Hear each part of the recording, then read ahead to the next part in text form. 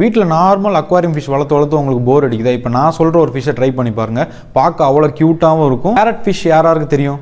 Farad ஃபிஷ்ஷில் வந்து நிறைய species இருக்குது, நிறைய கலர் வெரைட்டி இருக்குது.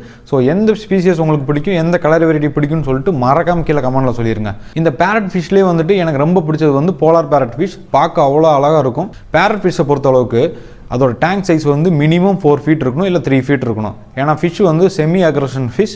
ஸோ மற்ற எந்த ஃபிஷ்ஷையும் வந்து நீங்கள் உள்ளே ஆட் பண்ண முடியாது. அதே சைஸில் இருக்க இன்னொரு அக்ரஷனான ஃபிஷ்ஷை நீங்கள் வேணால் ஆட் பண்ணிக்கலாம். இருக்கிற அக்வாரியம் ஃபிஷ்லேயே வந்துட்டு பேரட் ஃபிஷ்ஷை தான் வந்து ஈஸியாக வந்து நம்ம ப்ரீட் பண்ண முடியும். ஏன்னா பேரண்ட்ஸ் வந்து அதோட ஃப்ரைஸை வந்து ரொம்ப பாதுகாப்பாக வளர்ப்பாங்க. ஹை குவாலிட்டி ஃபுட்ஸை வந்து நீங்கள் சூஸ் பண்ணுறது ரொம்ப ரொம்ப நல்லது.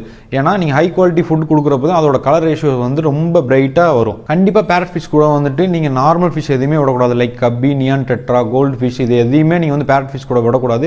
ஏன்னா அதெல்லாம் சாஃப்ட் வெரைட்டிஸ். பேரட் ஃபிஷ் வந்து செமி அக்ரஷன், கொஞ்சம் அக்ரஸிவான ஃபிஷ் தான். மற்ற அதுக்கு ஈக்குவலாக